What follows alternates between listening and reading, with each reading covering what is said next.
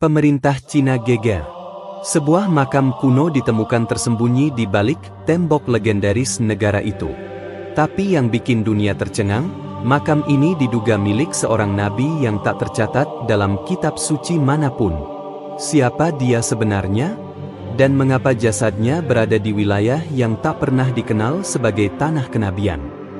Tahun 2025 mencatat sebuah peristiwa yang mengguncang Cina, bahkan dunia. Semua berawal dari sebuah kejadian tak terduga. Sebagian dari tembok besar Cina runtuh karena longsor besar yang melanda wilayah utara Provinsi Hebei. Pemerintah setempat awalnya menganggap peristiwa ini hanya sebagai bencana alam biasa. Tim evakuasi dan arkeolog segera dikerahkan untuk mengamankan area runtuhan, terutama karena lokasi tersebut merupakan bagian penting dari warisan sejarah bangsa. Namun, saat proses penggalian dimulai, para arkeolog menemukan sesuatu yang tidak biasa. Di balik tumpukan batu besar dan tanah yang menggumpal, mereka menemukan struktur batu besar menyerupai pintu masuk gua. Pintu itu tidak sembarangan, ada ukiran yang aneh dan tidak biasa bagi gaya arsitektur Tiongkok kuno. Bentuk kaligrafi dan simbol-simbol pada batu itu tidak sesuai dengan budaya lokal. Ketika para ahli bahasa mulai meneliti lebih dalam, mereka terkejut menemukan bahwa ukiran-ukiran itu menggunakan bahasa Arab klasik. Ini jelas membingungkan. Mengapa ada ukiran Arab yang tertanam di balik tembok besar Cina? Sejarah mencatat memang ada hubungan antara dunia Islam dan Cina, tetapi tidak pernah ada bukti sebesar ini. Setelah beberapa hari dilakukan pembersihan dan penelitian awal, tim peneliti mengumumkan bahwa mereka telah menemukan sebuah ruang bawah tanah kuno. Ruangan itu cukup besar, dipenuhi ornamen batu yang telah termakan usia, dan di tengahnya terdapat satu batu nisan besar dengan tulisan Arab yang masih cukup jelas terbaca. Tulisan itu berbunyi, "Hamba Allah yang terpilih, utusan di antara para utusan, telah kembali kepadanya. Dia dikenal oleh kaum-kaumnya sebagai orang benar, sabar, dan tak pernah menyekutukan Allah." Di bagian bawah nisan itu tertulis nama dalam bahasa Arab, Zulkifl. Kabar ini segera menyebar ke pusat pemerintahan di Beijing. Tim gabungan yang terdiri dari arkeolog nasional, ahli sejarah, serta pejabat dari Kementerian Budaya dan Warisan Sejarah turun langsung ke lokasi. Pemerintah awalnya berusaha merahasiakan penemuan ini karena khawatir menimbulkan gejolak. Tapi seperti yang bisa ditebak, informasi ini bocor ke publik. Seorang anggota tim penggalian yang merekam video singkat lokasi makam secara diam-diam mengunggahnya ke internet. Video itu memperlihatkan nisan yang dikelilingi batu-batu tua dengan kaligrafi Arab, serta para peneliti yang kebingungan dan berdiskusi serius di lokasi. Video ini meledak. Dalam hitungan jam, platform-platform sosial media di Cina dan internasional penuh dengan spekulasi. Tagar bertuliskan Nabi di Cina menjadi tren di berbagai belahan dunia. Jutaan orang membicarakannya, baik dari kalangan Muslim maupun non-Muslim. Para ahli sejarah dari berbagai negara memberikan pendapat mereka. Sebagian skeptis, sebagian lagi menganggap ini sebagai momen besar dalam sejarah Islam dan dunia. Yang paling mengejutkan adalah reaksi dari masyarakat Cina sendiri. Warga mulai berdatangan ke lokasi, bahkan dari provinsi-provinsi yang jauh. Mereka ingin melihat langsung apa yang terjadi. Banyak dari mereka bukan Muslim, tapi rasa penasaran membawa mereka ke sana. Beberapa bahkan mengatakan bahwa mereka merinding ketika berdiri di depan makam itu. Ada yang mengaku merasa damai, ada pula yang mengaku seperti dipanggil oleh sesuatu yang tidak bisa dijelaskan. Di sisi lain, komunitas Muslim di Cina yang selama ini hidup di bawah tekanan, merasa tersentuh dan sekaligus terlindungi. Penemuan ini menjadi penguat bagi mereka bahwa ajaran yang mereka imani memiliki jejak sejarah yang dalam bahkan di tanah yang begitu jauh dari pusat dunia Islam. Dalam hitungan minggu, ribuan umat Muslim dari berbagai negara pun mulai berdatangan. Pemerintah Cina akhirnya tak bisa menutupi informasi ini lebih lama. Mereka mengadakan konferensi pers dan secara resmi mengakui bahwa mereka menemukan sebuah makam yang sangat tua dengan ciri khas budaya Islam. Mereka belum menyatakan dengan pasti bahwa itu adalah makam seorang nabi, tetapi menyebutnya sebagai makam tokoh suci dari Timur Tengah yang diduga datang ke Cina pada masa sangat awal. Namun di kalangan umat Islam, tidak butuh waktu lama untuk menghubungkan nama Dzulkifl yang tertulis di batu nisan dengan Nabi Dzulkifl, salah satu nabi yang disebut dalam Al-Quran. Sebagian ulama dari Timur Tengah, Turki, dan Indonesia pun menyatakan bahwa kemungkinan besar ini memang makam beliau. Apalagi sejarah mencatat bahwa Nabi Dzulkifl dikenal sebagai nabi yang sangat sabar, dan menurut sebagian riwayat, beliau wafat di wilayah yang jauh dari Palestina, meski tidak disebut secara spesifik di mana. Kondisi di lokasi makam kini berubah drastis. Pemerintah Cina terpaksa menutup sementara area tersebut karena lonjakan pengunjung yang luar biasa. Namun, hal itu tidak menghentikan umat Islam untuk berdatangan, bahkan jika hanya untuk berdiri di kejauhan dan berdoa. Banyak yang menangis, banyak pula yang bersujud syukur. Yang menarik, setelah kejadian ini, terjadi peningkatan tajam dalam minat warga Cina terhadap Islam. Pusat-pusat informasi Islam di Beijing, Guangzhou, dan Urumqi mulai dipenuhi orang-orang yang ingin tahu lebih banyak. Mereka mulai bertanya siapa Nabi Dzulkifl, apa yang diajarkan, dan mengapa makamnya bisa ada di tanah Cina. Tak sedikit pula yang akhirnya memutuskan untuk bersyahadat. Dalam sebulan pertama sejak berita ini mencuat, tercatat lebih dari 3.000 orang Cina secara terbuka menyatakan diri masuk Islam. Bahkan ada yang berasal dari kalangan akademisi, pengusaha, hingga pejabat pemerintahan daerah. Fenomena ini terus meluas. Media-media internasional mulai menyoroti bagaimana Islam bangkit kembali di Cina, bukan karena dakwah yang masif, tapi karena sebuah kejadian yang tidak bisa dijelaskan dengan logika biasa. Para tokoh Islam menyebut ini sebagai tanda kebesaran Allah yang sengaja ditampakkan di saat dunia sedang berada dalam krisis iman dan identitas. Penemuan makam yang diyakini sebagai milik Nabi Dzulkifl mulai menimbulkan efek berantai. Pemerintah Cina awalnya berharap situasi akan tenang dengan menutup akses ke lokasi dan membatasi informasi. Tapi yang terjadi justru sebaliknya.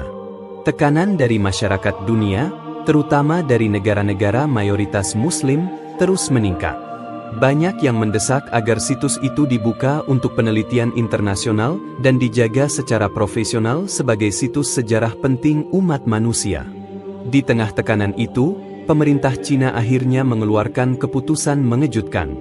Mereka membuka kerjasama dengan para arkeolog dan sejarawan dari luar negeri, terutama dari Timur Tengah dan Asia Tenggara.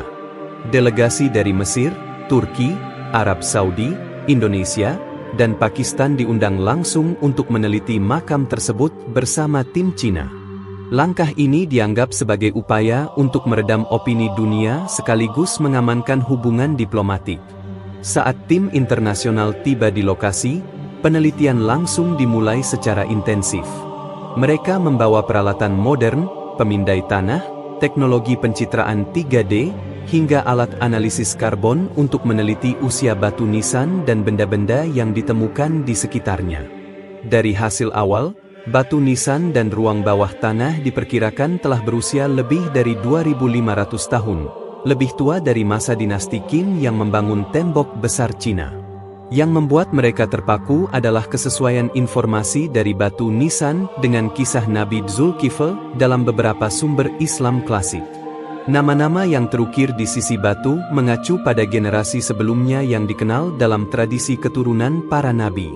Salah satu potongan kaligrafi berbunyi, "Aku adalah hamba dari Bani Israel, dijanjikan kesabaran, dan aku memegangnya sampai akhir."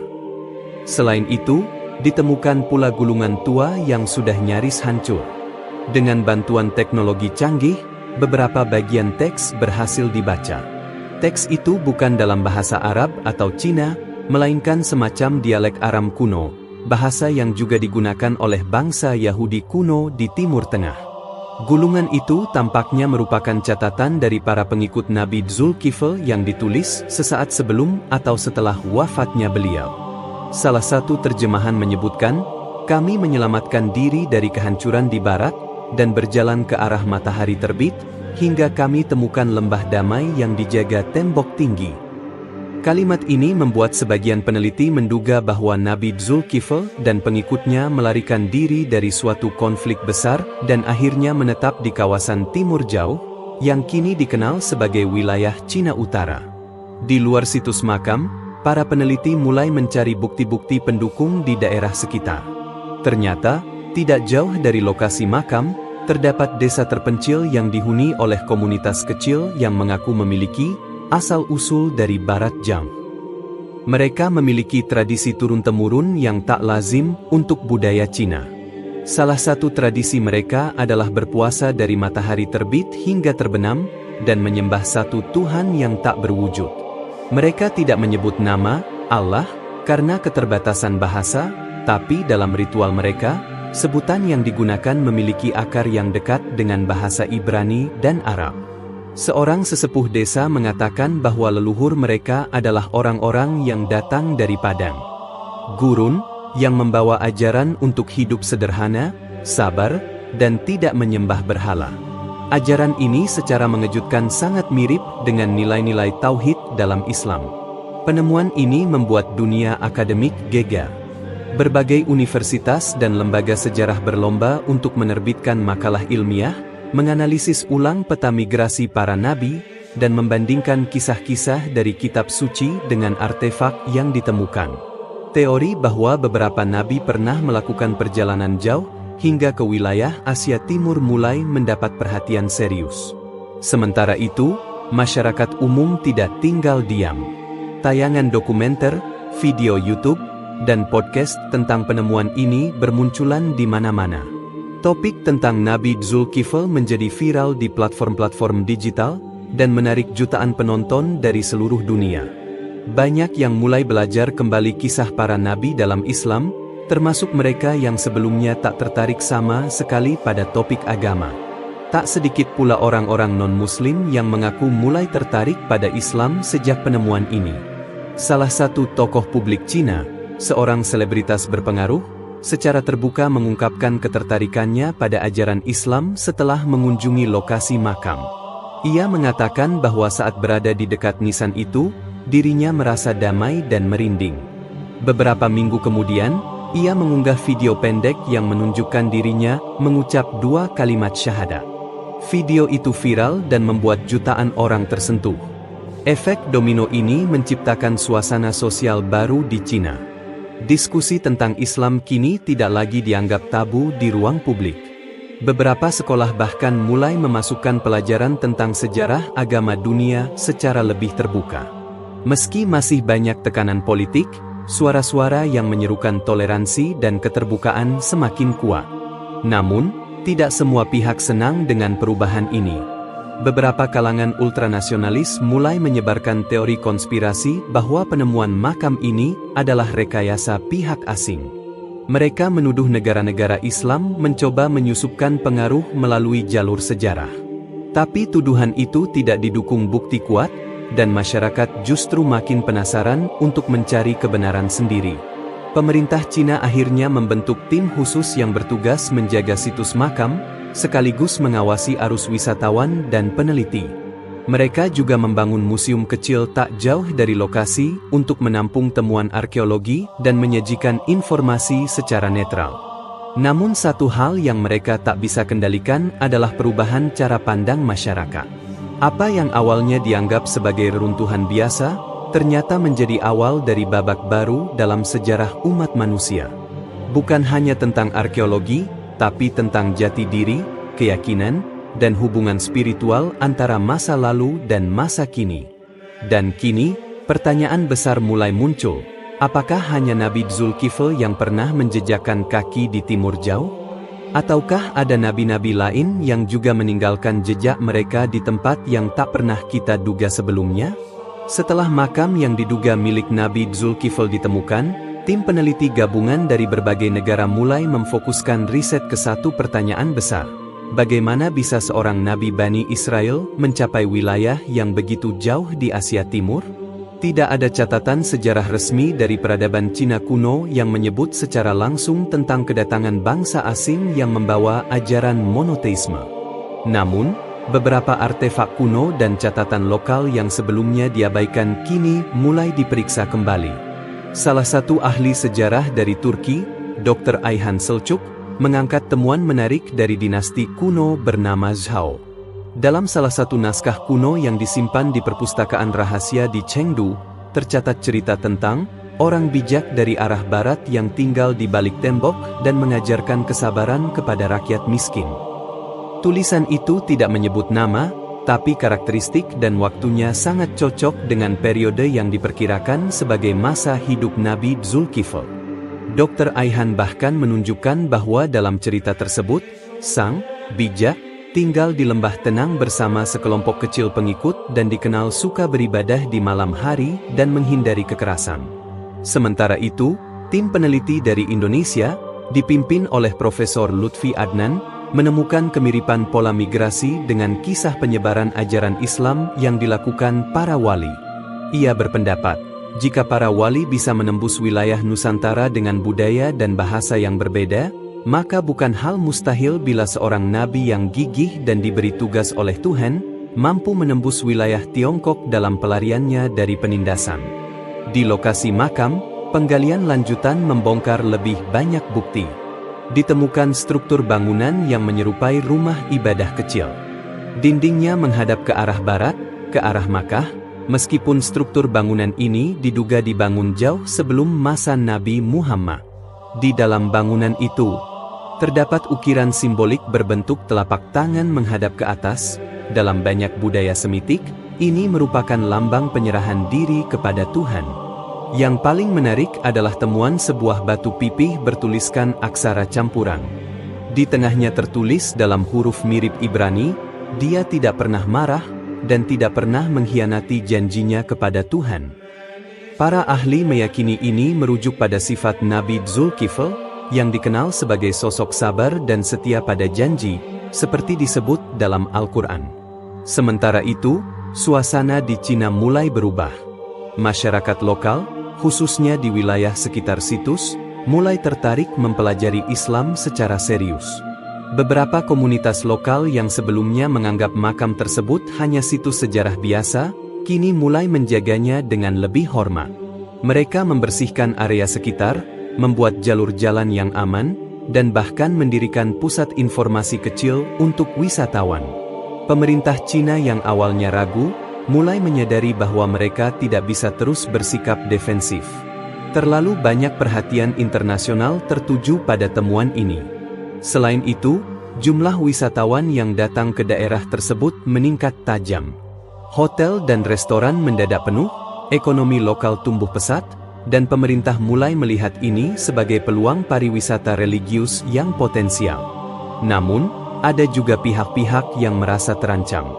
Beberapa kalangan akademik di Cina mempertanyakan kebenaran temuan ini dan mengklaim bahwa penelitian terlalu bias secara religius.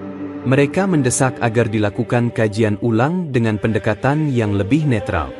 Namun, setiap kali upaya itu dilakukan, bukti-bukti baru justru menguatkan kemungkinan bahwa makam itu memang milik seorang tokoh besar dari wilayah barat.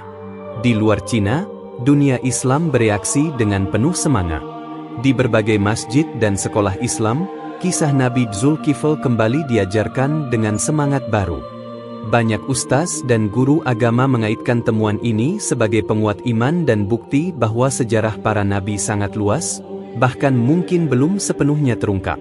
Salah satu reaksi paling menyentuh datang dari Yaman. Seorang ulama tua bernama Syekh Maqdisi menyampaikan khutbah Jumat di hadapan ribuan jamaah. Dalam khutbahnya, ia berkata, "Jika Zulkifl benar sampai ke ujung dunia timur, maka kita umat Islam pun harus yakin bahwa dakwah dan cahaya kebenaran itu tidak mengenal batas wilayah." Ini adalah pengingat bahwa para nabi adalah teladan global, bukan hanya milik satu bangsa atau satu tempat.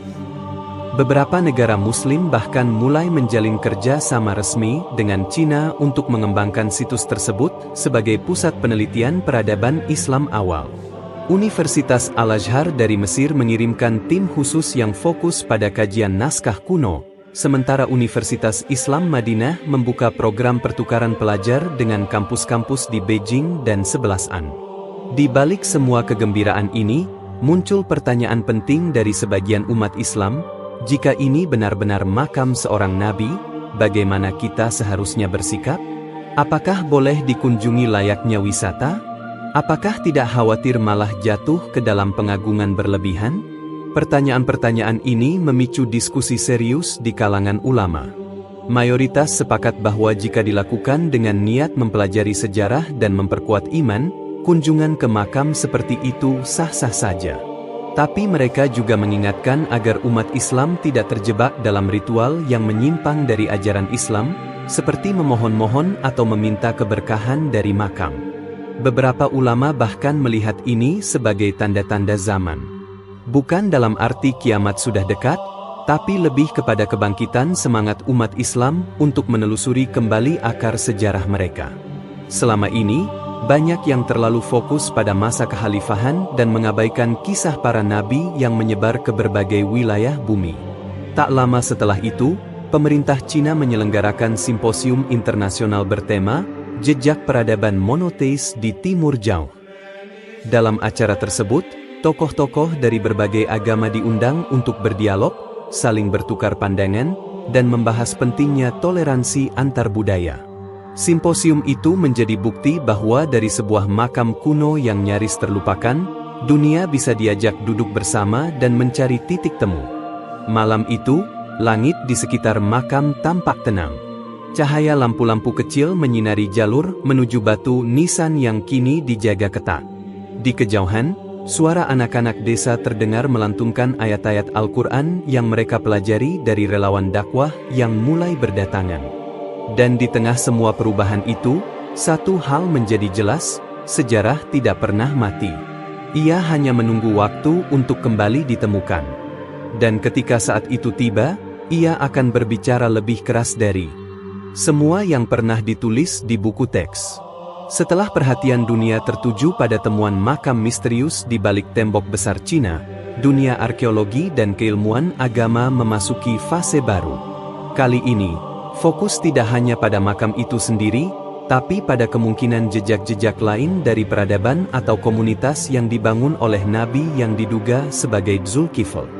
Tim peneliti mulai memetakan radius hingga puluhan kilometer dari lokasi makam untuk mencari petunjuk lanjutan. Di sebuah desa kecil yang terletak di selatan lokasi makam, penduduk lokal menunjukkan kepada tim peneliti sebuah gua yang sejak ratusan tahun lalu dianggap tempat suci. Tidak ada yang tahu pasti siapa yang pertama kali tinggal di sana, tapi menurut cerita turun-temurun, tempat itu dulunya menjadi tempat bermeditasi, seseorang dari jauh, yang mengajarkan ajaran moral yang sangat berbeda dari ajaran nenek moyang mereka saat itu. Gua tersebut sangat sederhana, namun di dinding-dindingnya terdapat ukiran yang menakjubkan. Bukan seni Tiongkok kuno, melainkan pola-pola khas Timur Tengah, pohon kurma, gambar unta, dan simbol bintang berujung 5 yang sering dijumpai dalam artefak Islam awal. Di tengah gua, terdapat batu besar yang terlihat seperti tempat duduk atau tempat sholat. Arah duduknya pun menghadap ke barat. Ketika peneliti membawa alat pemindai tanah dan mendeteksi lapisan-lapisan yang tersembunyi di bawah gua, mereka menemukan sisa-sisa kayu hangus, tulang binatang kurban, dan pecahan tembikar yang mengandung sisa zaitun. Semua ini menguatkan dugaan bahwa gua itu memang digunakan oleh seseorang yang berasal dari kawasan barat. Tim peneliti asal Maroko yang dipimpin oleh Dr. Yasmina Hodari menyebutkan, ini sangat jarang terjadi. Kita tidak pernah menemukan bukti bahwa peradaban Timur Tengah kuno pernah mencapai sejauh ini. Tapi semua bukti ini benar-benar membuka pandangan baru. Sementara itu, pemerintah Cina mulai membentuk badan khusus untuk mengatur semua penelitian dan pengelolaan situs makam. Mereka menyadari bahwa semakin dalam penggalian dilakukan, semakin banyak keterlibatan internasional yang akan terjadi. Maka, koordinasi dengan UNESCO dan organisasi-organisasi Islam dunia mulai dilakukan. Protokol ziarah, perlindungan situs, dan pengaturan kunjungan mulai dibahas secara serius. Media dunia juga tak henti-hentinya memberitakan perkembangan ini. Di banyak stasiun televisi Timur Tengah, kisah Nabi Dzulkifl yang sebelumnya tidak terlalu dikenal kini menjadi sorotan utama. Ceramah-ceramah para ulama besar mulai mengangkat kisah ini sebagai contoh perjuangan Nabi yang tak dikenal banyak orang namun memiliki peran besar. Ustaz Abdul Muiz dari Indonesia mengatakan dalam siaran televisi nasional, temuan ini bukan hanya tentang sejarah, tapi juga tentang semangat. Kita sering lupa bahwa para nabi itu diutus bukan hanya untuk satu tempat, tapi bisa saja menyebar luas, bahkan ke tempat yang tak pernah kita duga. Ini adalah pelajaran besar bagi kita untuk membuka wawasan, bukan mempersempitnya. Salah satu kejadian yang menggetarkan hati datang dari wilayah Xinjiang. Di sebuah madrasah lokal yang selama ini sangat tertutup, tiba-tiba seorang remaja penghafal Quran bernama M. Ali membaca sebuah ayat yang menyebutkan Dzulkifl, dan ia menangis. Ketika ditanya kenapa, ia berkata, "Saya merasa sangat dekat dengan beliau. Seperti ada cahaya yang turun ketika saya membaca ayat itu." Fenomena ini membuat banyak orang mulai percaya bahwa temuan makam ini bukan kebetulan. Beberapa ulama bahkan menyebutnya sebagai cara Allah menunjukkan bahwa kebenaran akan selalu muncul, bahkan jika harus menunggu ribuan tahun. Namun demikian, para pemimpin Islam tetap mengingatkan agar umat tidak terjebak pada euforia atau fanatisme lokasi. Inti dari semua ini adalah mengambil ibrah, bukan sekadar berbangga. Dalam waktu bersamaan, ada penolakan dari kelompok ekstremis yang merasa bahwa temuan ini adalah bagian dari rekayasa global untuk melemahkan nilai-nilai tradisional Islam. Namun argumen-argumen mereka dengan cepat dibantah oleh bukti-bukti ilmiah yang muncul, termasuk kesaksian ahli sejarah non-Muslim yang menyatakan temuan ini valid dan terverifikasi. Beberapa waktu kemudian, ditemukan naskah lain yang ditulis dalam bahasa campuran antara Persia kuno dan bahasa lokal. Naskah itu menjelaskan bahwa seorang utusan dari barat mengajarkan kesabaran dan tidak menyembah dewa-dewa. Dia menyuruh kami menyembah Tuhan satu-satunya dan berkata bahwa setelahnya akan datang nabi terakhir dari bangsa Arab.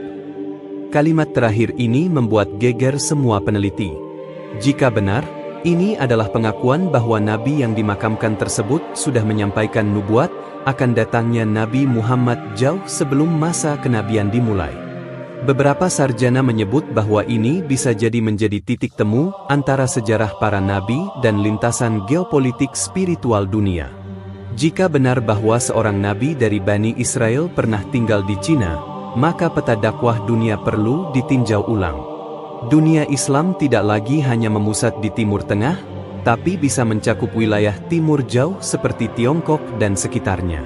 Pemerintah Cina akhirnya memutuskan membangun museum khusus yang menceritakan kisah penemuan ini, lengkap dengan bukti-bukti arkeologis, dokumentasi penelitian, dan ruang khusus untuk pemahaman lintas agama. Museum ini tidak memaksakan keyakinan, namun membuka dialog antara sains dan iman. Kini, makam yang tadinya sunyi telah menjadi tempat refleksi spiritual dan ilmu pengetahuan. Ribuan orang datang bukan hanya untuk melihat batu nisan, tapi untuk merenung tentang sejarah yang terkubur begitu lama. Dan dari balik tanah yang diam, dunia akhirnya mulai mendengar kembali suara seorang nabi yang selama ini dilupakan. Suara tentang kesabaran, keikhlasan, dan janji kepada Tuhan yang tak pernah ia langgar.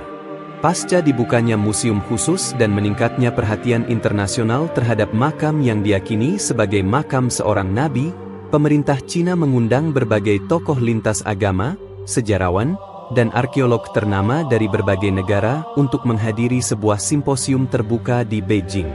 Tujuannya bukan sekadar memamerkan temuan, tapi mempertemukan berbagai perspektif dalam semangat kolaborasi keilmuan dan pemahaman antar budaya. Di antara para undangan, hadir pula Dr. Hasan Al-Baidawi dari Mesir, seorang pakar tafsir yang sudah menulis puluhan buku tentang sejarah para nabi dalam Al-Quran. Ia hadir bersama timnya yang terdiri dari ahli filologi, antropolog, dan ilmuwan teknologi pemetaan digital. Ketika diperlihatkan rekaman visual, artefak dari gua, serta naskah kuno yang baru-baru ini berhasil diterjemahkan sebagian, Dr. Hasan terlihat sangat terharu. Jika ini benar-benar peninggalan dari Nabi Dzulkifl, maka ini salah satu penemuan paling penting dalam sejarah Islam modern, katanya. Simposium itu tidak hanya menampilkan presentasi, tetapi juga menjadi ruang diskusi terbuka. Ada debat panjang soal metodologi penelitian, keabsahan data, hingga nilai-nilai universal dari pesan yang disampaikan oleh Nabi tersebut. Yang menarik, sebagian besar peserta non-Muslim tidak mempersoalkan identitas kenabian, tapi justru fokus pada nilai-nilai ajarannya yang mengajarkan kesabaran, keadilan, dan tauhid. Seorang profesor asal Jerman, Dr. Ulrich Maya, yang ahli dalam sejarah Timur Jauh, menyampaikan pendapat mengejutkan. Ia berkata, jika Cina benar-benar pernah menjadi tempat tinggal seorang nabi dari Timur Tengah, maka banyak hal dalam sejarah lokal yang harus ditafsir ulang. Bisa jadi beberapa aspek moral dalam budaya Cina kuno sebenarnya adalah pengaruh dari ajaran monoteisme yang tidak tercatat secara resmi. Pernyataan ini langsung memicu perhatian publik. Banyak orang mulai menggali kembali kisah-kisah rakyat yang selama ini dianggap mitos. Salah satunya adalah legenda tentang seorang lelaki asing yang menolak menyembah langit dan dewa-dewa, yang hidup sederhana, dan mengajarkan agar manusia hanya menyembah satu Tuhan. Kisah ini sering disebut-sebut dalam literatur kuno di beberapa wilayah Cina, namun selalu dianggap fiksi atau cerita rakyat biasa. Bahkan, ada naskah kuno di perpustakaan kuno Dunhuang yang menceritakan tentang seorang bijak berjubah coklat dari barat yang datang dan mengajarkan puasa, kejujuran, dan tidak menyembah berhala. Para ahli bahasa mengaitkan deskripsi itu dengan karakteristik nabi-nabi dari Bani Israel, termasuk Dzulkifl. Sementara itu, di luar forum ilmiah, suasana spiritual juga mulai terasa di kalangan masyarakat. Banyak warga Cina, baik Muslim maupun non-Muslim, mulai datang ke wilayah makam hanya untuk duduk tenang, merenung, dan membaca ulang kisah-kisah para nabi. Mereka tidak datang untuk beribadah, tapi untuk mencari kedamaian batin. Fenomena ini menciptakan arus wisata religi yang tidak pernah terjadi sebelumnya di negara itu. Di satu sisi, pemerintah Cina menghadapi tantangan. Mereka harus menjaga keseimbangan antara mengelola situs bersejarah dengan sensitivitas agama, menjaga keamanan, dan tetap menghormati ideologi negara. Namun, seiring waktu, pendekatan mereka mulai melunak. Bahkan, dalam sebuah pernyataan resmi, seorang juru bicara Kementerian Budaya menyatakan, kami tidak melihat ini sebagai promosi agama, tapi sebagai bagian dari warisan sejarah umat manusia yang layak dihormati. Tak lama setelah itu, sebuah lembaga riset internasional melakukan penggalian tambahan di sisi timur makam. Di sana, mereka menemukan artefak yang diyakini sebagai milik para pengikut Nabi tersebut. Ada catatan dalam batu yang berbunyi, kami datang bersamanya dari negeri Zhang. Ia tidak pernah marah, tidak pernah lalai, dan selalu menepati janji. Ia mengajarkan kami bersabar dan berserah diri kepada Tuhan yang satu. Tulisan ini semakin memperkuat argumen bahwa Nabi tersebut tidak datang sendiri. Ia mungkin membawa sekelompok kecil pengikut dari wilayah asalnya. Mereka bisa jadi adalah pelarian, pengembara, atau utusan rahasia yang diutus Tuhan ke bagian dunia yang belum tersentuh ajaran tauhid. Para arkeolog dan sejarawan menyebut mereka sebagai komunitas Dzulkifl. Pada saat yang sama, beberapa peneliti Muslim mulai mengaitkan peristiwa ini dengan tafsir-tafsir klasik. Dalam kitab-kitab tafsir lama, memang ada catatan bahwa Dzulkifl hidup di luar wilayah Bani Israel pada satu fase hidupnya.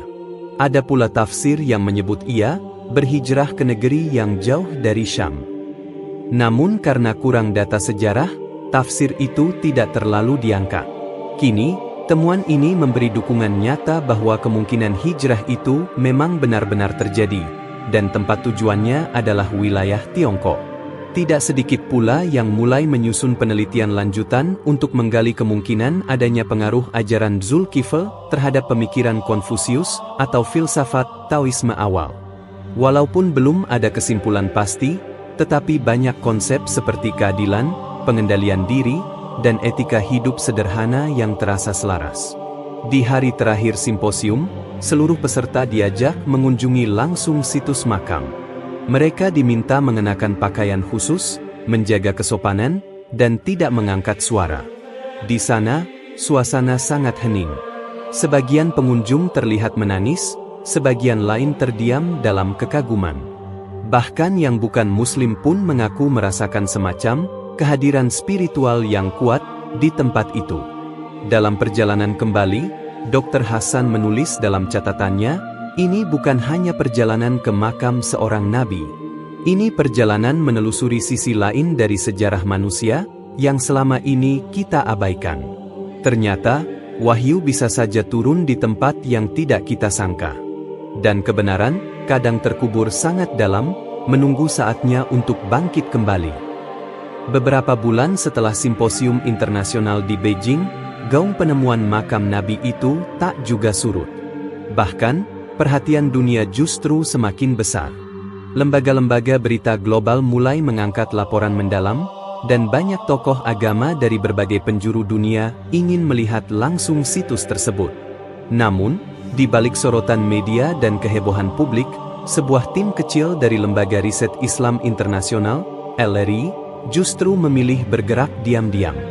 Mereka dipimpin oleh Profesor Mardani Al-Faruqi, seorang peneliti asal Indonesia yang dikenal tenang dan teliti. Profesor Mardani tidak datang untuk mencari popularitas. Tujuan utamanya sederhana, membuktikan kebenaran secara ilmiah, tanpa membiarkan emosi atau sensasi ikut mencampuri penilaian. Tim ini mendapat izin khusus dari pemerintah Cina untuk memeriksa situs makam selama 2 minggu penuh, termasuk bagian-bagian gua dan terowongan bawah tanah yang belum dijamah oleh tim sebelumnya. Salah satu hal yang menarik perhatian mereka adalah adanya sistem ventilasi kuno yang mengarah langsung ke dalam gua.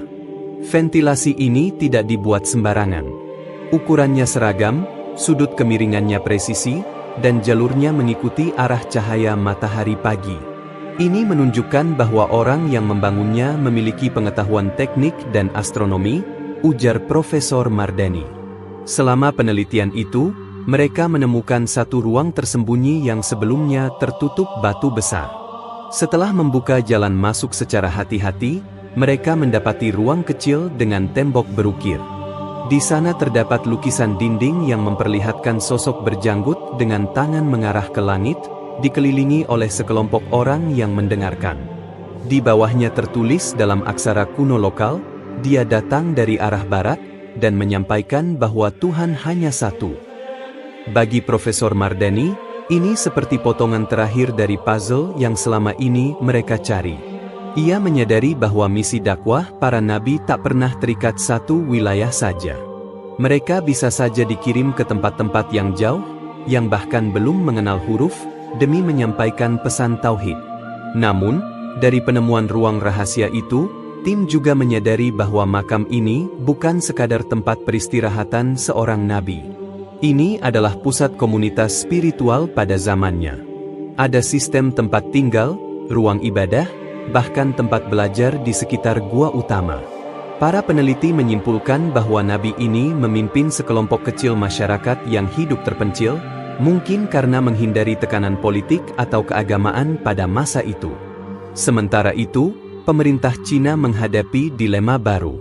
Di satu sisi, mereka tidak ingin situs ini menjadi pusat kegiatan keagamaan yang meluas, mengingat aturan ketat yang berlaku di negara tersebut. Di sisi lain, mereka tak bisa membendung arus masyarakat lokal yang datang untuk melihat dan merenung. Beberapa warga bahkan mulai menyebut tempat itu sebagai lembah kebenaran. Karena menganggap bahwa orang yang dikuburkan di sana membawa ajaran yang lurus, adil, dan penuh kasih sayang. Fenomena ini mulai menyebar ke berbagai kota. Orang-orang mulai membaca kisah para nabi, baik dari Al-Quran maupun dari sumber-sumber sejarah kuno. Di perpustakaan dan toko buku, buku-buku tentang Zulkifl, nabi-nabi Bani Israel, dan sejarah monoteisme mulai laris manis. Bahkan, banyak pemuda Tiongkok yang sebelumnya tidak tertarik dengan agama, kini mulai menggali ajaran tauhid. Salah satu yang paling viral di media sosial adalah testimoni dari seorang pemuda ateis bernama Zhong Wei. Ia menulis, "Saya datang ke situs itu hanya karena penasaran. Tapi saat berdiri di depan makam dan membaca kisah hidup orang yang dikubur di situ, saya merasa seperti tersentuh oleh sesuatu yang tak terlihat. Ia tidak punya kekuatan militer, tidak punya kerajaan, tapi ajarannya tetap hidup hingga hari ini. Mungkin ini yang disebut kekuatan kebenaran." Kesaksian Zhong Wei itu mendapat jutaan like dan dibagikan ke seluruh dunia.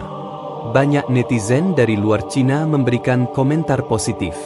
Mereka menyebut bahwa ini adalah pertanda bahwa dunia kini mulai haus akan spiritualitas yang murni, bukan yang dipolitisasi atau diperalat. Namun, di tengah semua euforia itu, muncul juga gelombang penolakan dari kelompok-kelompok tertentu. Beberapa pihak ekstrim menganggap penemuan ini sebagai upaya mengislamisasi sejarah. Mereka menyebarkan narasi tandingan bahwa situs itu hanyalah makam orang bijak lokal, bukan nabi. Mereka juga menuduh para peneliti dari dunia Islam sebagai penyusup yang membawa agenda tersembunyi. Menanggapi hal ini, Profesor Mardani hanya tersenyum. "Kami datang bukan untuk mengubah keyakinan siapapun. Kami hanya meneliti. Jika hasil penelitian kami tidak disukai, itu bukan masalah. Tapi jangan biarkan ketakutan menghalangi kebenaran ilmiah," katanya kepada salah satu stasiun televisi. Sikap tenang dan ilmiah seperti itulah yang membuat Profesor Mardani mendapat banyak dukungan, bahkan dari kalangan akademisi Cina sendiri. Sejumlah profesor lokal yang sebelumnya skeptis mulai berubah pikiran setelah melihat bukti-bukti fisik dan catatan sejarah yang diungkapkan dengan transparan. Dalam pertemuan penutup bersama pejabat Kementerian Kebudayaan, Profesor Mardani memberikan laporan lengkap tentang hasil penelitiannya. Ia menutup laporannya dengan satu kalimat sederhana, "Kadang, yang kita anggap sebagai cerita lama, ternyata adalah fakta sejarah yang tertimbun waktu. Dan Tuhan selalu punya cara untuk mengingatkan manusia, kapanpun Dia mau." Dengan laporan itu, pemerintah Cina akhirnya memutuskan untuk menetapkan situs tersebut sebagai zona warisan sejarah dan kebijaksanaan spiritual. Status ini memberi perlindungan hukum yang kuat, sekaligus memungkinkan adanya kegiatan edukatif yang bersifat terbuka namun tetap terkontrol. Kini, tempat itu bukan hanya menjadi lokasi penelitian arkeologi, tapi juga simbol pertemuan antara ilmu pengetahuan, sejarah, dan pencarian makna hidup. Bagi banyak orang, ini bukan sekadar makam kuno, tapi pintu menuju kesadaran baru bahwa Tuhan bisa mengutus siapapun, kemanapun, untuk menyampaikan cahayanya. Sejak makam Nabi itu diresmikan sebagai zona warisan sejarah dan kebijaksanaan spiritual, arus kunjungan dari luar negeri meningkat drastis. Setiap harinya, ratusan pengunjung dari berbagai latar belakang berdatangan. Ada yang datang sebagai peneliti, ada juga yang datang karena ingin tahu, dan tak sedikit pula yang datang karena merasa hatinya terpanggil.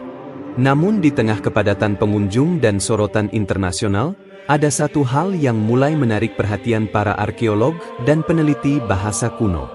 Saat tim Profesor Mardani sedang merapikan laporan akhir dan memindai ulang struktur batuan di sekitar terowongan lama, mereka tak sengaja menemukan sebuah lorong kecil tersembunyi di balik salah satu dinding bebatuan. Lorong itu tertutup oleh lempengan batu datar yang terlihat seperti bagian alami dari gua. Butuh waktu 2 hari untuk membukanya dengan hati-hati, karena ada kekhawatiran akan merusak struktur di dalamnya. Begitu berhasil dibuka, lorong itu membawa mereka ke sebuah ruangan bawah tanah yang benar-benar berbeda dari area lain. Ukirannya lebih halus, suhunya lebih sejuk, dan di dindingnya tertulis rangkaian simbol serta tulisan yang belum pernah dijumpai sebelumnya dalam penelitian situs ini. Setelah dibersihkan, mereka menyadari bahwa ini adalah semacam ruang arsip atau ruang pribadi.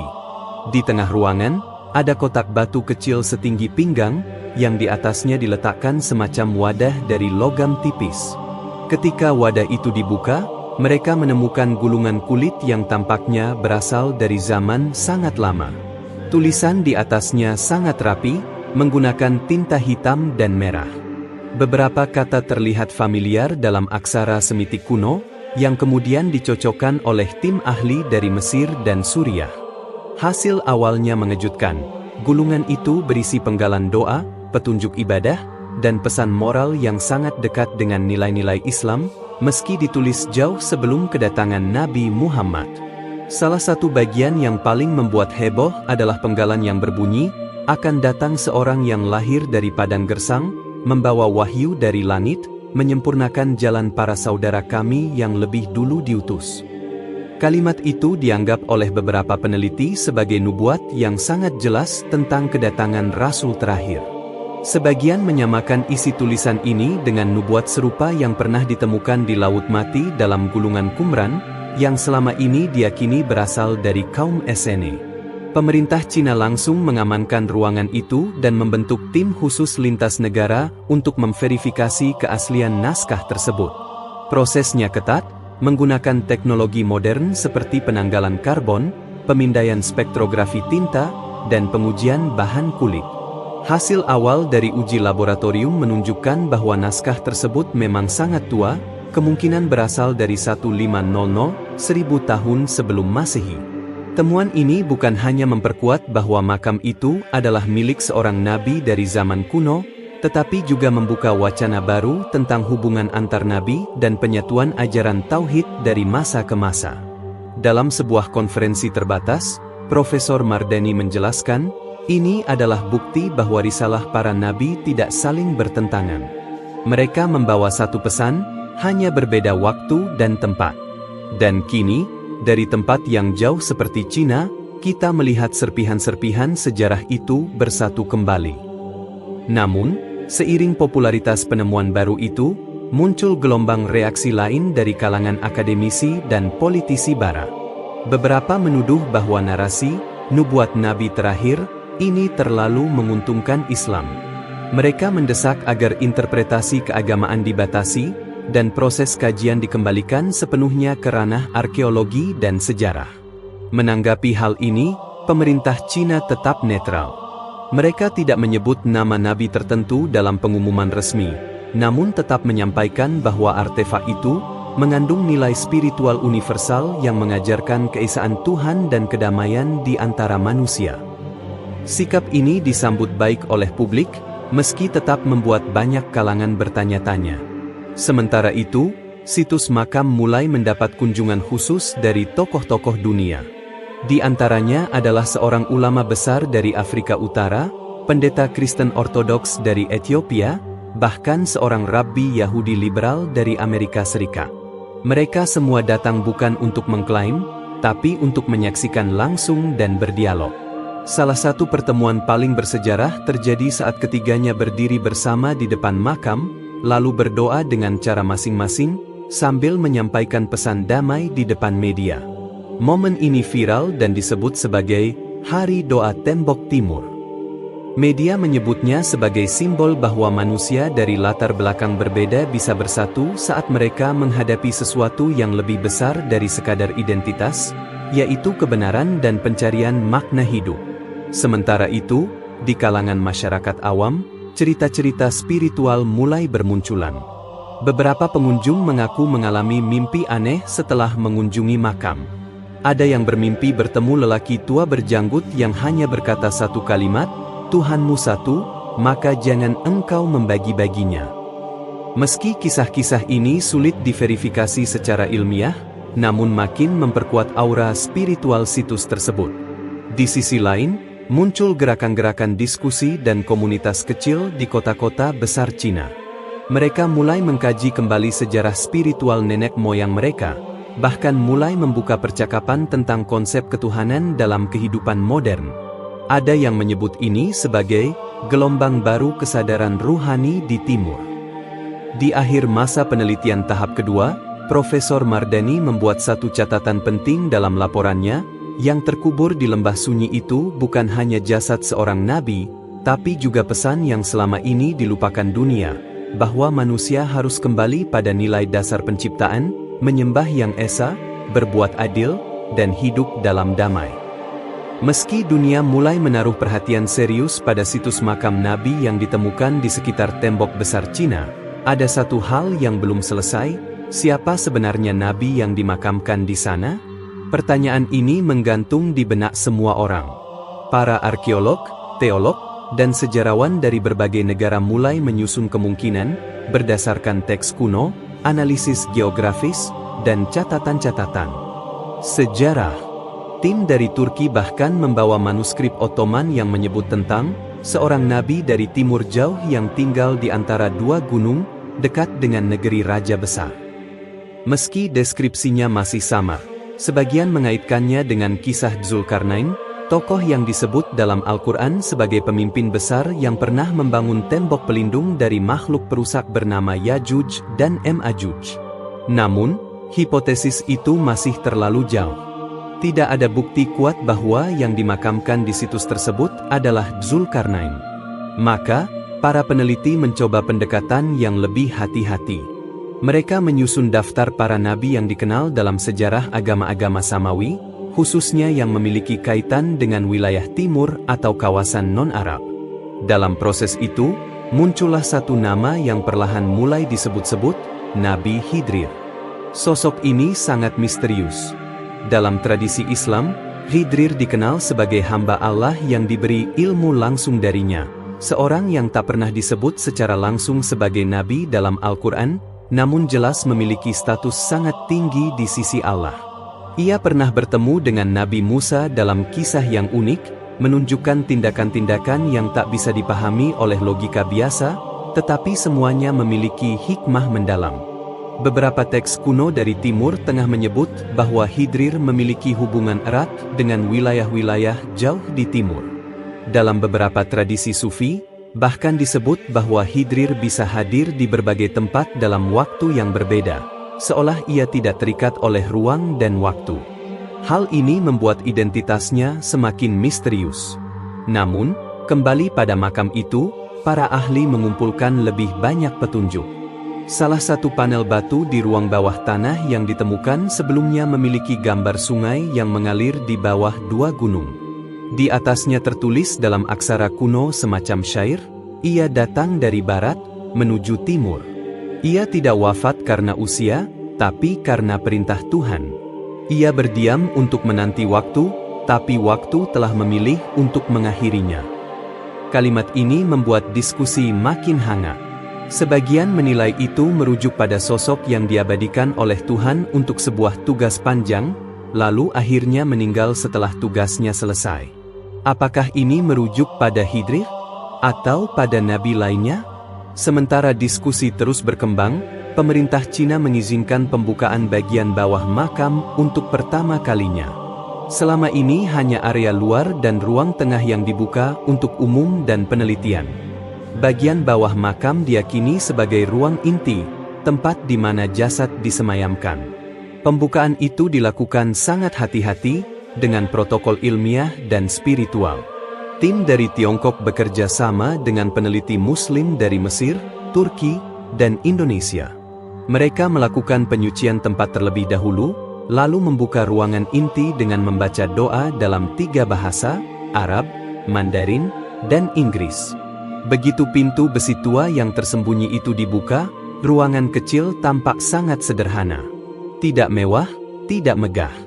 Di tengahnya terdapat balok batu putih dengan posisi miring, seolah menjadi simbol tidur panjang. Di sisi batu itu, terdapat potongan kain yang mulai rapuh, namun memiliki sulaman emas dengan kalimat Arab kuno, La ilaha illallah. Semua orang terdiam. Tak ada suara, hanya desahan napas kagum dan rasa tak percaya. Seorang tokoh agama asal Indonesia yang ikut menyaksikan pembukaan itu hanya berbisik lirih, Subhanallah, ini bukan sekadar makam. Ini tempat yang menyimpan cahaya zaman. Pemerintah Cina kemudian mengeluarkan pernyataan resmi bahwa situs ini akan dijadikan pusat peradaban lintas agama. Mereka menyebutnya Pusat Damai Tembok Timur. Pusat ini akan menjadi tempat riset, tempat ibadah lintas keyakinan, serta museum spiritual yang mengangkat nilai-nilai ketauhidan, kebijaksanaan, dan perdamaian. Namun, tak semua pihak menyambut baik. Sebagian tokoh dari kalangan ateis komunis mengkritik langkah pemerintah, menganggap proyek itu terlalu memberi ruang pada kepercayaan dan dogma. Tapi suara masyarakat jauh lebih kuat. Mereka menyambut baik karena situs itu menjadi tempat refleksi, bukan pemaksaan keyakinan. Banyak pemuda Cina yang awalnya apatis, kini mulai tertarik belajar sejarah keagamaan mereka dan bertanya tentang makna hidup lebih dalam. Sementara itu, dari luar negeri, seruan mulai muncul agar situs ini diakui UNESCO sebagai warisan dunia. Mereka menilai bahwa makam Nabi tersebut memiliki dampak besar terhadap spiritualitas global, bukan hanya umat Islam. UNESCO menyambut baik inisiatif ini, namun meminta kajian lebih lanjut dan dokumentasi lengkap. Tim Profesor Mardani menutup laporan tahap ketiga dengan kalimat yang kemudian dikutip di banyak media internasional, "Siapapun yang dimakamkan di sini, ia bukan milik satu agama. Ia adalah milik manusia yang mencari kebenaran, cahaya, dan jalan pulang." Beberapa minggu setelah pembukaan ruang inti makam, publik internasional mulai menunjukkan reaksi yang lebih serius. Berbagai media besar dunia mengangkat berita ini sebagai topik utama.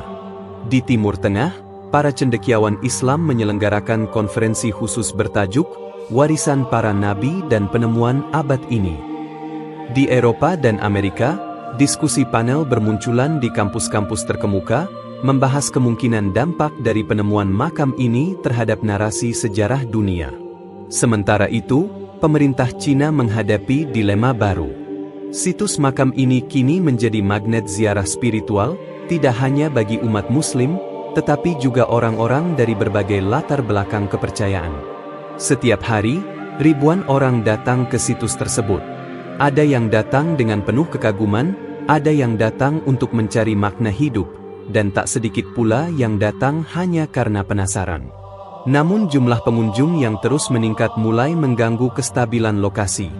Lalu lintas tersendat, desa-desa sekitar mulai berubah jadi pusat komersial dadakan, dan pemerintah setempat khawatir jika kawasan itu kehilangan nuansa sakralnya. Karena itu, pemerintah pusat membentuk sebuah badan khusus bernama Lembaga Pelestarian Makam Timur. Badan ini bertugas mengatur arus kunjungan, menetapkan tata tertib kawasan suci, dan membatasi kegiatan komersial yang bisa mencemari nilai spiritual tempat tersebut. Mereka bekerja sama dengan para ulama dan pemuka agama untuk memastikan bahwa lokasi tetap dijaga dengan penuh hormat. Salah satu keputusan penting yang diambil badan ini adalah pembentukan zona khusus hening. Zona ini berada tepat di sekitar area makam dan hanya boleh dimasuki oleh mereka yang benar-benar berniat beribadah atau merenung. Tidak boleh ada kamera, tidak boleh ada percakapan keras, dan tidak ada siaran langsung di area ini. Aturannya ketat, namun justru membuat kawasan makam terasa damai.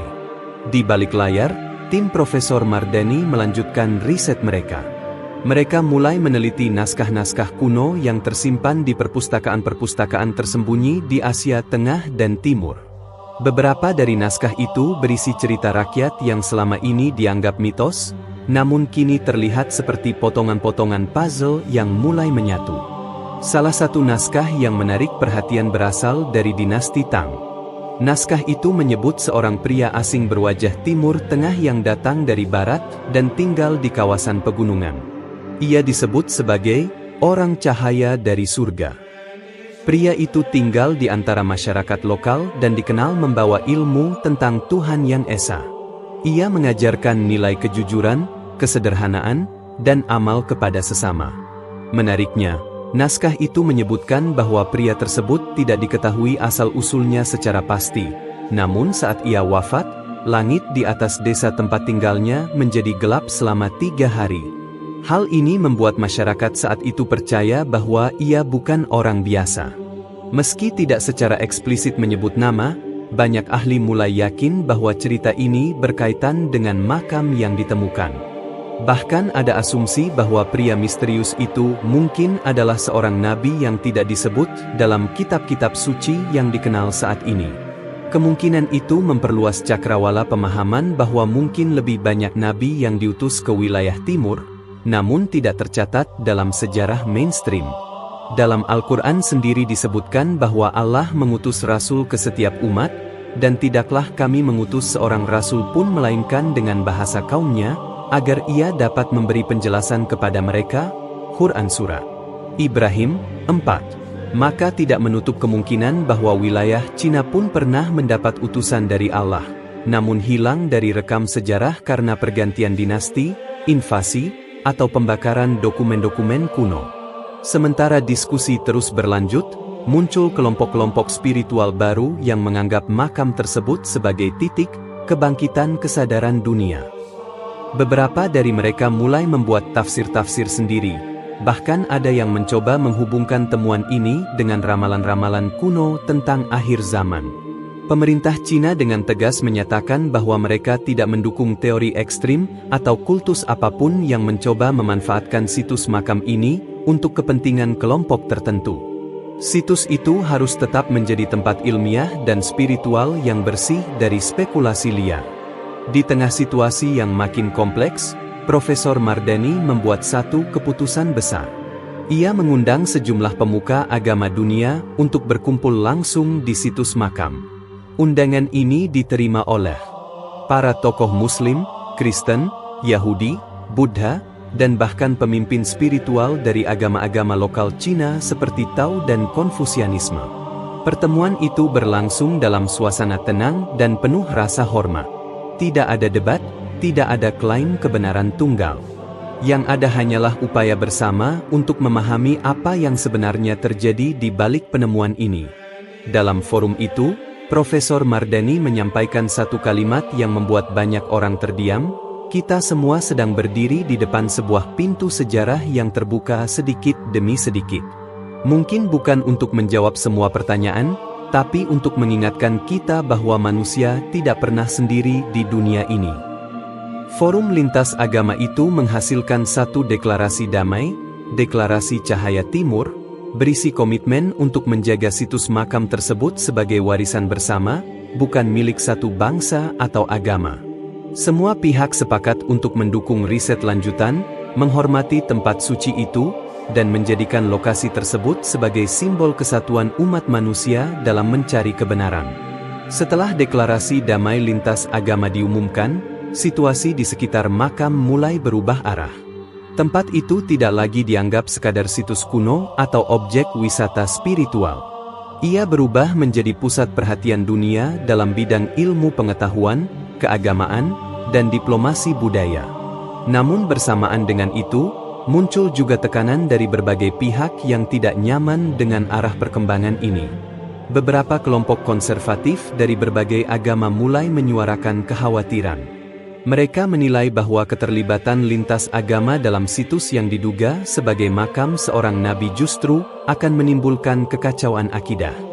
Di sisi lain, kelompok sekuler mengkritik bahwa situs ini terlalu dimonopoli oleh pendekatan religius, padahal seharusnya murni menjadi objek arkeologi ilmiah. Tekanan ini membuat pemerintah Cina kembali melakukan evaluasi menyeluruh. Mereka membentuk komite gabungan yang terdiri dari arkeolog, sejarawan, ahli tafsir agama, serta diplomat budaya. Komite ini bertugas menetapkan batas-batas yang jelas antara nilai ilmiah dan nilai spiritual, sekaligus mencari format pengelolaan yang dapat diterima oleh semua pihak. Sementara itu, Profesor Mardani dan timnya berhasil memperoleh akses ke salah satu manuskrip langka yang baru ditemukan di Tibet. Manuskrip ini ditulis dalam bahasa kuno yang hampir punah dan butuh waktu berminggu-minggu untuk menerjemahkannya. Namun isinya mengejutkan. Dalam naskah itu, tertulis kisah tentang seorang lelaki asing yang datang dari barat jauh, membawa kitab dan ajaran tentang satu Tuhan.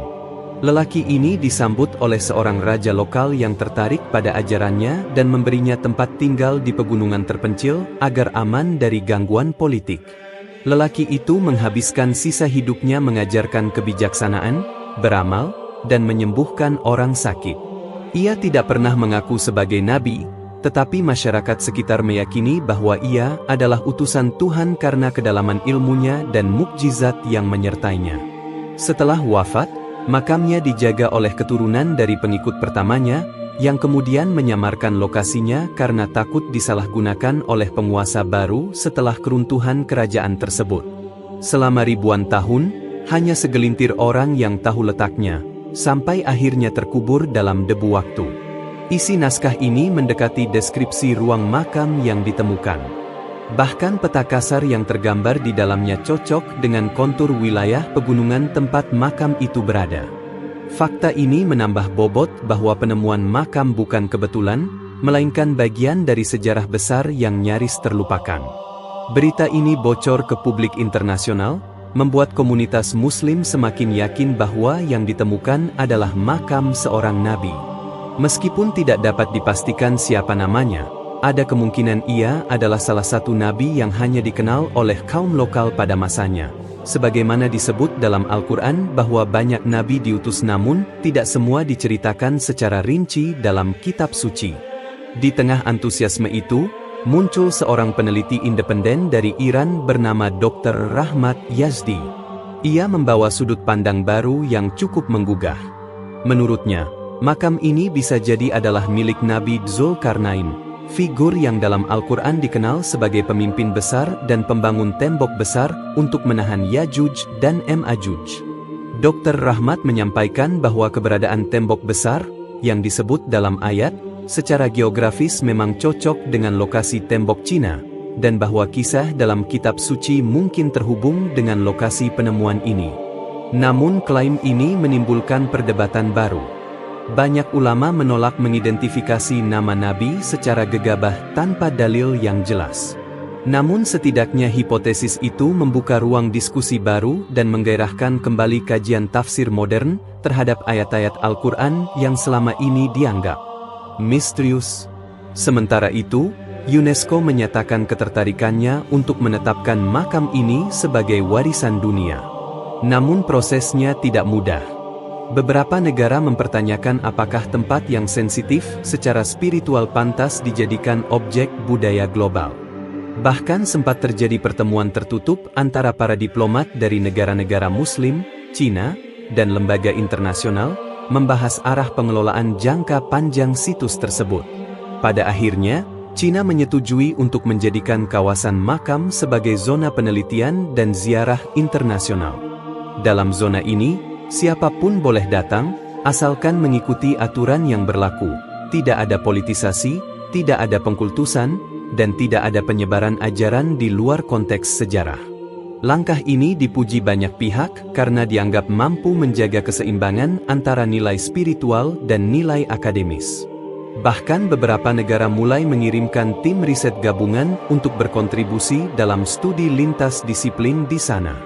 Di tengah semua perkembangan ini, satu hal yang terus membuat Profesor Mardani gelisah adalah satu inskripsi yang belum berhasil dipecahkan. Sebuah ukiran kecil di dinding dalam ruang utama makam, dengan bahasa yang tidak dikenali. Timnya menyebutnya sebagai kode batu langit, karena posisi dan bentuknya berbeda dari semua simbol yang pernah mereka temui. Setiap kali Profesor Mardani memandangi ukiran itu, ia merasa ada sesuatu yang ingin disampaikan. Sesuatu yang besar, tapi belum saatnya dibuka.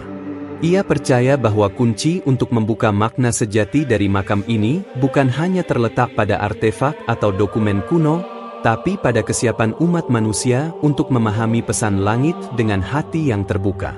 Setelah penetapan zona penelitian dan ziarah internasional diumumkan secara resmi, makam tersebut mulai ramai dikunjungi oleh peneliti, peziarah, hingga wartawan dari berbagai negara.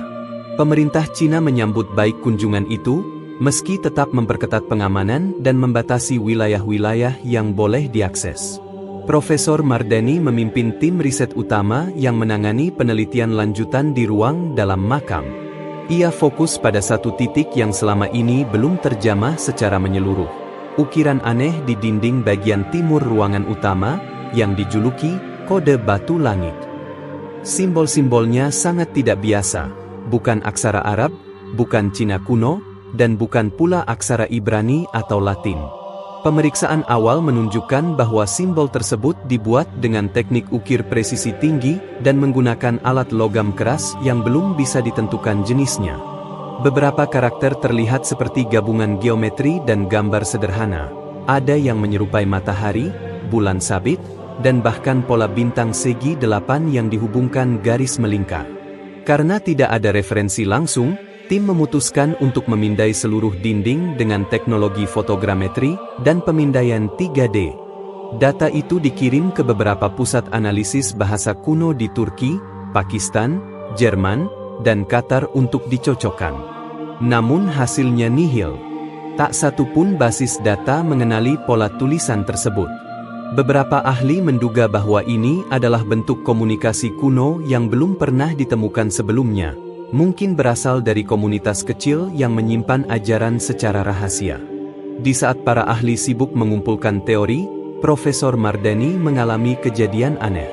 Suatu malam saat ia lembur sendirian di ruang kontrol penelitian, ia merasa seperti mendengar suara samar dari dalam makam.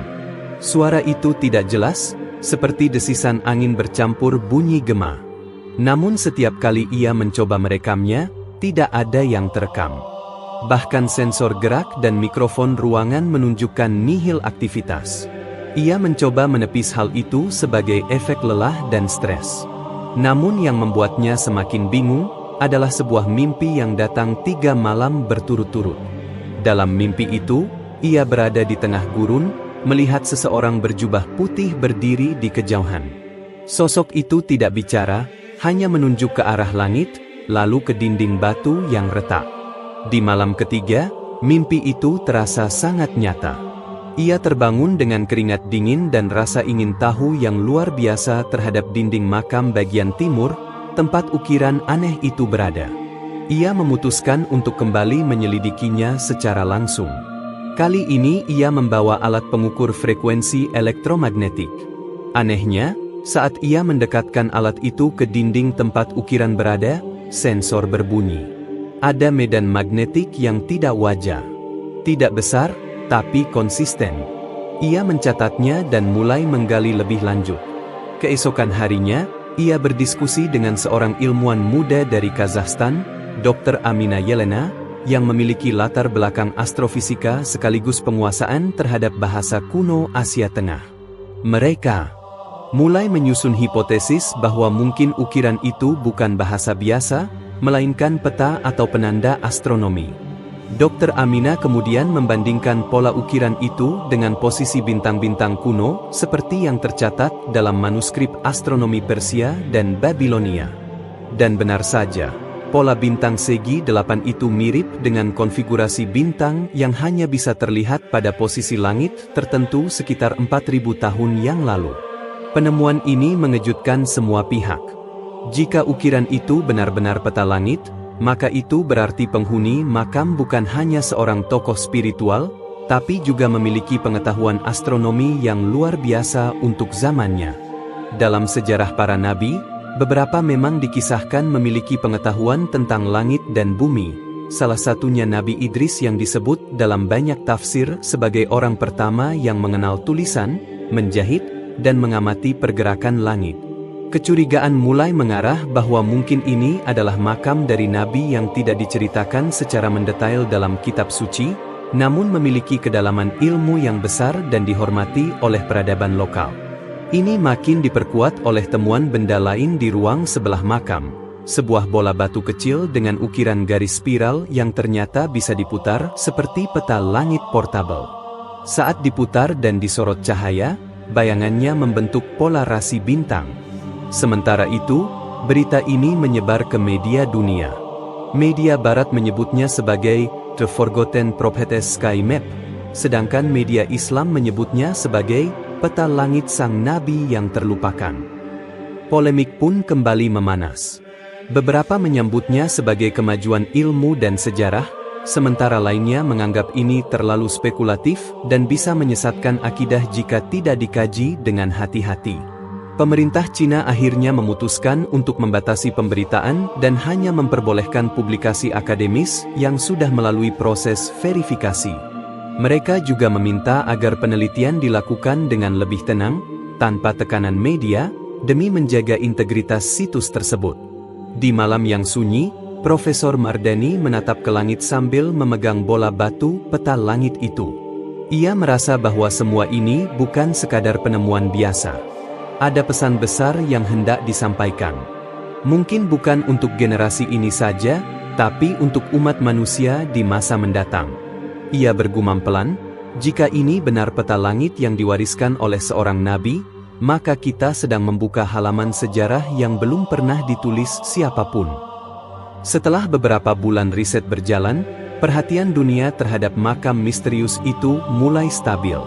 Para ilmuwan terus bekerja dalam diam, mencoba menghindari sorotan media. Namun di balik layar, perdebatan justru semakin tajam. Sebagian peneliti meyakini bahwa makam ini bisa menjadi titik awal penulisan ulang sejarah kenabian di Asia Timur, sementara lainnya menekankan pentingnya kehati-hatian dan disiplin akademis agar tidak terjebak pada sensasi. Profesor Mardani, yang masih menjadi koordinator utama, terus menggali potensi pengetahuan yang tersimpan di dalam situs itu. Salah satu penemuan yang menjadi fokus adalah naskah yang ditemukan tersembunyi dalam rongga di bawah lantai makam. Naskah itu dilindungi oleh kotak batu tahan air, seolah-olah memang sengaja dikubur untuk masa depan. Setelah diteliti oleh tim bahasa kuno dari Mesir, naskah tersebut ternyata menggunakan aksara mirip Suryani, sejenis tulisan Semitik yang digunakan dalam berbagai manuskrip awal umat beragama. Dengan bantuan teknologi pemindaian inframerah dan AI pemetaan linguistik, isi dari naskah itu berhasil diterjemahkan sebagian. Isinya membuat bulu kuduk para peneliti berdiri. Naskah itu tidak menyebutkan nama secara langsung, namun mengandung kalimat yang sangat kuat, "Aku berasal dari generasi yang menyampaikan perintah langit. Aku membawa cahaya dari barat dan menanamnya di timur. Kelak, umat terakhir akan menemukan tanda-tanda ini dan mengenal kembali kebenaran yang tersembunyi." Kalimat itu membuka berbagai interpretasi.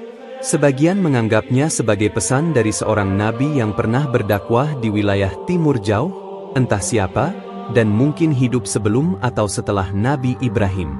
Yang menarik, dalam satu bagian naskah itu juga disebutkan tentang orang-orang merah yang akan menjaganya dari dunia, yang diyakini merujuk pada bangsa dengan ciri khas kulit kemerahan, yaitu etnis Han dari Cina.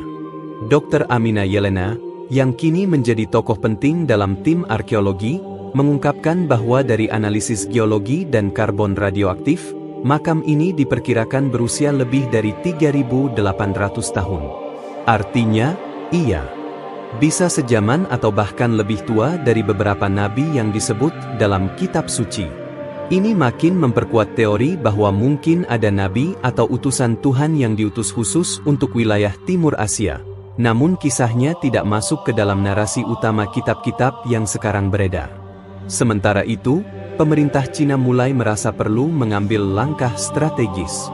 Mereka menggelar pertemuan tertutup dengan perwakilan dari Organisasi Kerjasama Islam, OKI, Vatikan, UNESCO, dan beberapa universitas besar.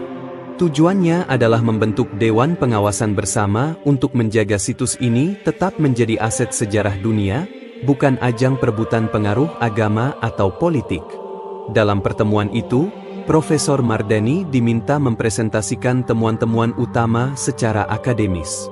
Ia menjelaskan semuanya dengan tenang dan lugas, dari struktur makam, pola ukiran langit, bola batu bintang, sampai naskah Suryani yang ditemukan. Ia mengakhiri presentasinya dengan satu pernyataan penting. Terlepas dari siapa sosok ini sebenarnya, kita tidak sedang membuktikan agama, tapi menyingkap sejarah yang hilang. Dan sejarah adalah milik semua manusia. Pernyataan itu disambut tepuk tangan dari para peserta.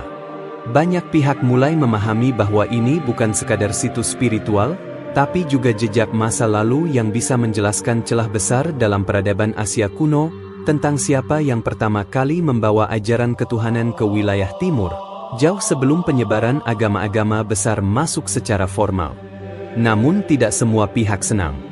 Di luar, beberapa media barat mulai menuduh Cina memanfaatkan isu religius ini untuk menarik simpati negara-negara Islam. Sebagian malah menuduh situs ini direkayasa. Mereka menganggap ini sebagai cara baru Cina menunjukkan soft power ke dunia Islam.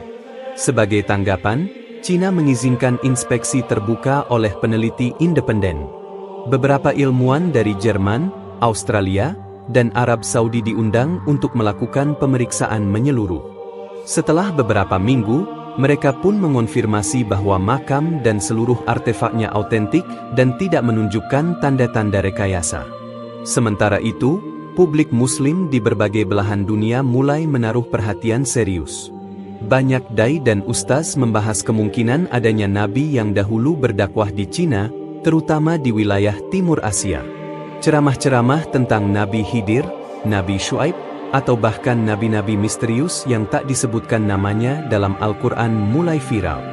Beberapa di antaranya menghubungkannya dengan ayat. Dan sesungguhnya telah kami utus beberapa rasul sebelum kamu. Di antara mereka ada yang telah kami ceritakan kepadamu dan ada pula yang tidak kami ceritakan kepadamu. Hur An-Surah Ghafir 78. Ayat itu digunakan sebagai dasar bahwa bisa saja nabi di dalam makam tersebut adalah salah satu dari nabi yang tidak disebutkan namanya secara eksplisit dalam kitab suci.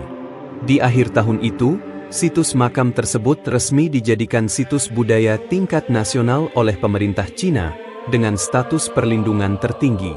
Mereka juga menamai lokasi tersebut sebagai Ling Liang Mu atau Makam Sang Pembawa Cahaya. Profesor Mardani dan timnya kini tinggal di wilayah sekitar makam. Mereka terus melanjutkan riset sambil mengajar mahasiswa internasional yang tertarik dengan arkeologi kenabian dan sejarah peradaban spiritual Asia. Di dalam hati kecilnya, Profesor Mardani merasa bahwa misi mereka belum selesai. Ia berdiri di depan makam, menatap batu yang masih menyimpan banyak misteri. Dengan nada pelan ia berbisik, "Jika engkau benar seorang utusan Tuhan, kami akan terus mencari kebenaran itu. Dunia berhak tahu siapa engkau sebenarnya. Dan mungkin, jawabannya akan datang di waktu yang tepat."